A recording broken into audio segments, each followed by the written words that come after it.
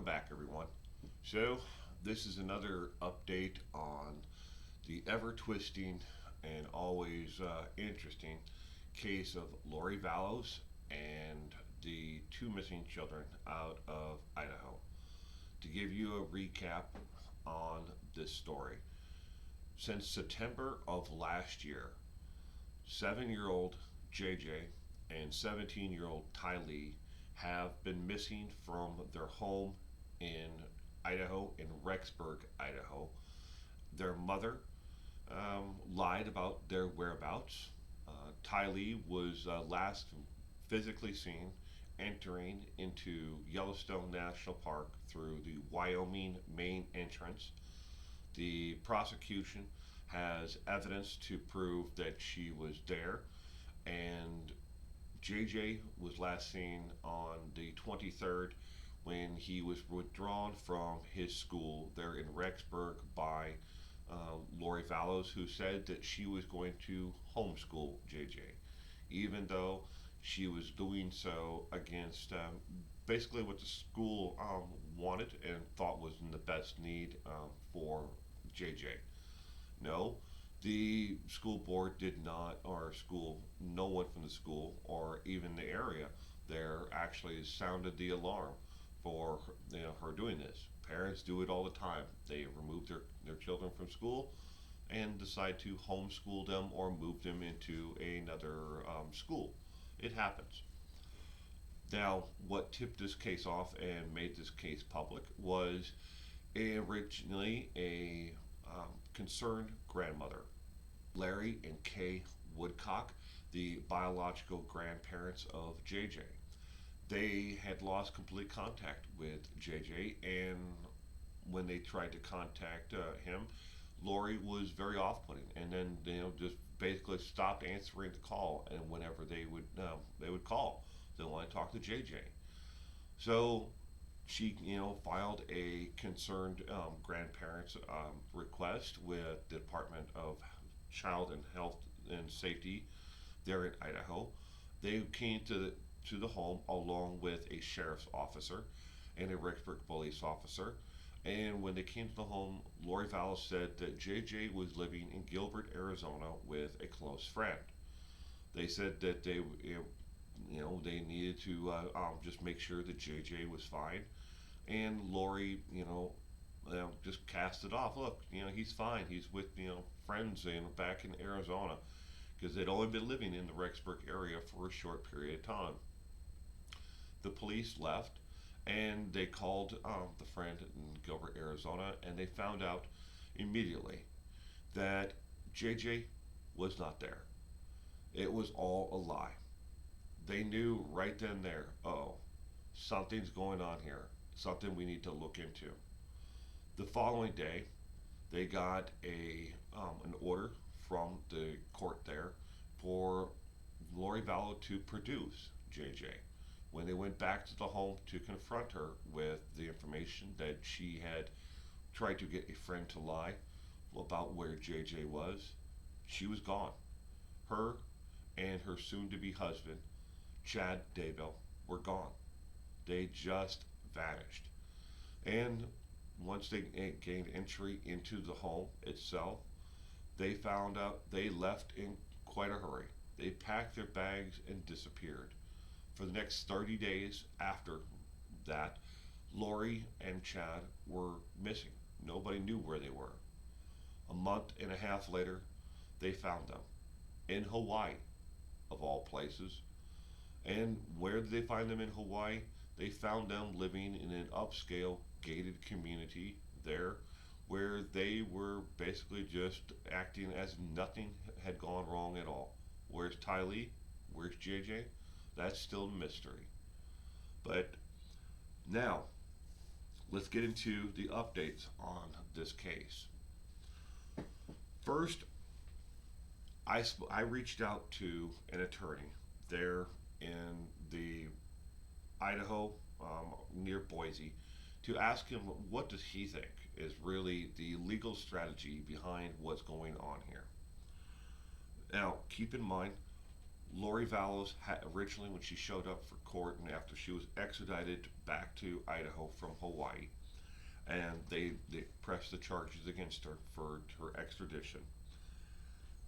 When she was removed back to Idaho, she originally hired three attorneys. Those attorneys were Edwina Elcox, Brian Webb, and Mark Means from two separate law firms. She tried to get and did was successful at getting her bail reduced from $5 million to $1 million, and that was all for show. And I'll get into that in just a minute. So again, I reached out to an attorney who is, who practices defense there in the state of Idaho. He has worked on a lot of different cases, from kidnappings to attempted murder to an actual capital murder case. He asked that I don't use his name, but he gave me some feedback on what he believes is the legal defense and what Lori's defense team is actually doing in this case. He thinks that her legal advice at this point, what she's doing, is a multi-pronged attack against the state, and she may be wrong, she may be right in some areas, but she is playing a hand out that, trying to get the state to say, look, this is what we have, and this is what we're going to do. First and foremost, make the state of Idaho actually come and get you was the first thing on her actual list of things. She was going to stay in Hawaii, and she was never going to voluntarily come home, even though, yes, she did say that she had spoken to an attorney there in Hawaii, and that attorney had known where she was and that she was going to turn herself in. She never did, and even after the first confrontation with the police, where they searched her vehicle and spoke to them, separately, they could have turned themselves in, but she did not do it. And if you go back and you listen to the first trial court date where she had in Hawaii, her attorney there pointed out that she had spoken to an attorney and actually had said that she was going to turn herself in. She didn't, though. She never was going to. That's all a ruse.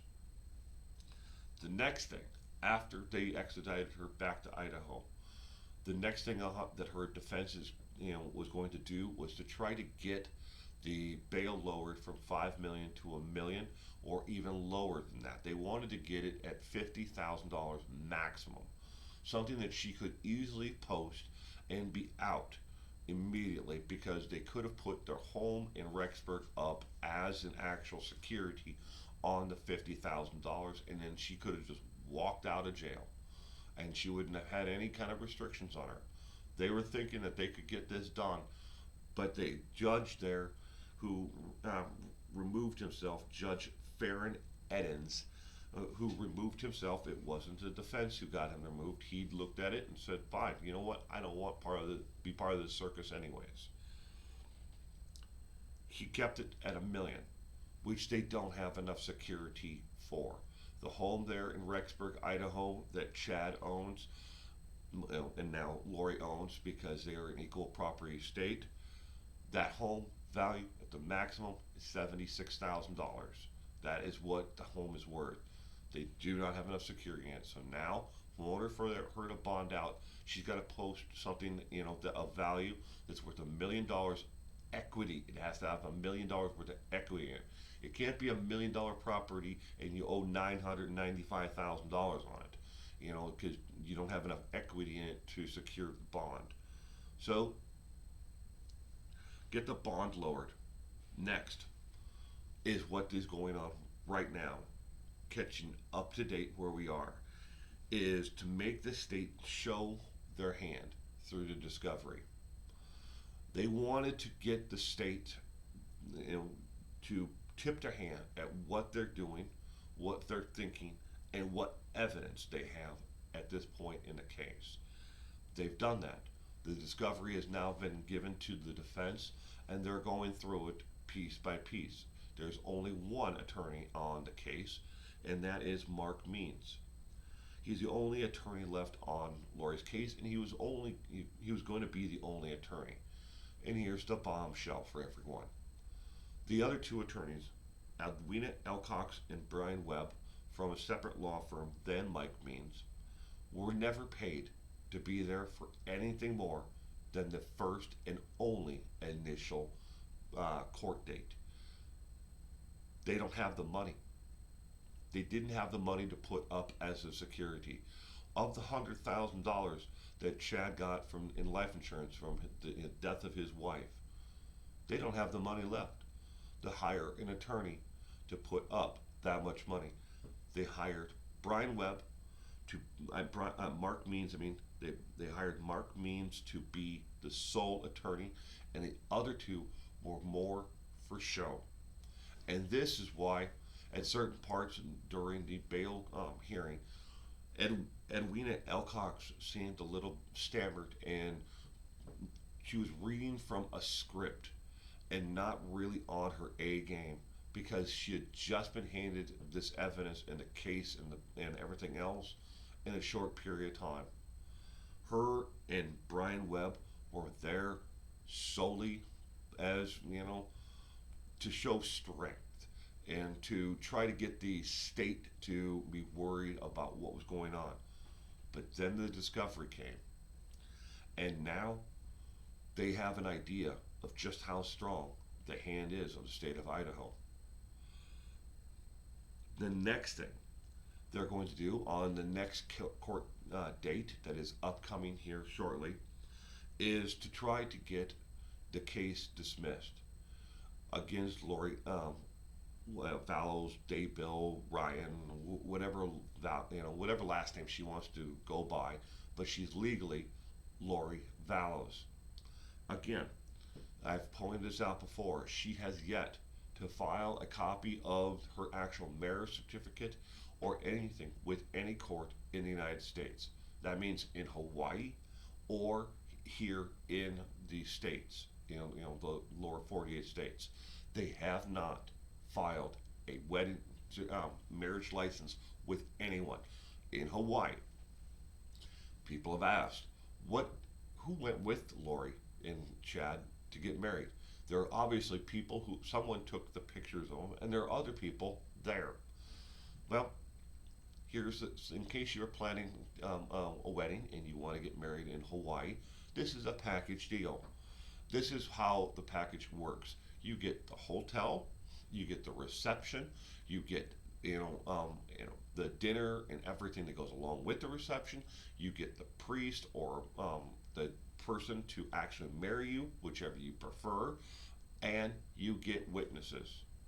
You just have to bring your license. It's signed, and then you are responsible for taking your license to the court the following day or whenever you have the chance and filing it with the court. And it says you are married, legally married. Neither Lori nor Chad took that actual license with the witnesses on it and everything else, and then they sign it. But it's all provided by the resort itself, and you're married. But they never took that paperwork and filed it in Hawaii as legally married. They didn't file it with the church. So in case you're thinking, well, they're LDS members, they never gave it to the church. It was found in the luggage of Lori Vallows when they actually extradited her back to the States. She still has it. She never filed to change her last name to Daybell. Even though she wants to be called Daybell, she is going to be listed as Daybell as an alias, just like Ryan. She's going to be listed as an alias. Her last name is still Vallows, as that's her married name from her previous husband. It is not her maiden name. So their next thing, again, they're going to try to get the case dismissed. But now, Lori Vallows' attorney, Mark Means, knows just how strong the case is. And from the attorney that I spoke with, he said that most likely the state of Idaho is going to bluff and word everything so it looks like they have a stronger hand than they may have. They have to give them actual evidence, but they don't have to give them evidence of everything. And one thing that Lori Vallows never accounted for leading up to this point was the federal government in getting involved in this, the FBI and the state's attorney's office and the federal government, in itself, this the federal state attorney getting involved with this to help gather the evidence and everything else against Lori. So that's where she's at. The attorneys were there just for show. They didn't have the money to hire them, for the entire defense. And now the state has the option to go out and bring on more legal counsel to fight Lori Vallows, to make Lori Vallows tell them where they are. And I know Chad Daybell has made statements saying that the children are safe. Chad Daybell is at this point, if he doesn't here in short order tell the state where it is, they can prosecute him right along with Lori on these crimes that she, for abandonment and for everything else. So it's in Chad's best interest to work with the state and or tell somebody where they're at. He could do it anonymously. So where are the children? Lori Vallows, where are they? Where is JJ? Where is Ty Lee? Are they alive? I certainly hope so. I hope her attorneys realize at this point that the state of Idaho is not joking around. They're coming after you full force, and the state is going to bring their A game on this. And they're going to have their A game attorneys coming after you, and you're not going to walk out of the jail. You're not going to get this thing dismissed. And if she doesn't get this dismissed, she doesn't have much of a choice. The state is going to take this all the way. And if, by some circumstance, the state was to lose, you can bet the federal government is waiting right there to file charges against her and Chad for the disappearance of these children. Thank you for joining me today. You stay safe out there.